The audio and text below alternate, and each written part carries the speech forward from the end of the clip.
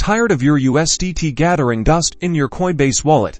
Let's move those tokens. First, open your Coinbase Wallet app on your phone. Make sure you've already backed up your recovery phrase for security.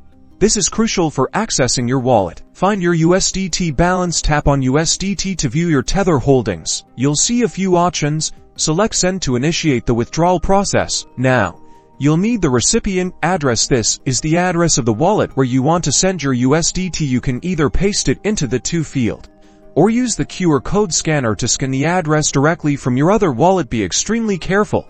Double and triple check this address. Sending to the wrong address means your USDT is gone forever. Here's the most important part: selecting the right network. Coinbase Wallet might support USDT on multiple blockchains like Ethereum ERC-20 or Tron TRC-20. Make absolutely sure the receiving wallet supports the same network.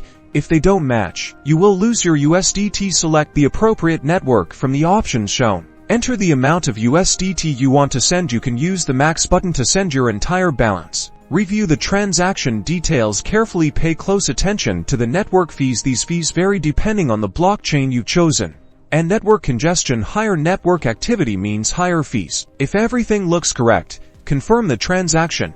You may need to authorize the transaction using your device's security features like Face ID or a PIN. Your transaction is now pending. The time it takes to complete depends on the blockchain network congestion. Once the transaction is confirmed on the blockchain, you'll see a completed status. You can even view the transaction details on a block explorer using the provided link, and that's it.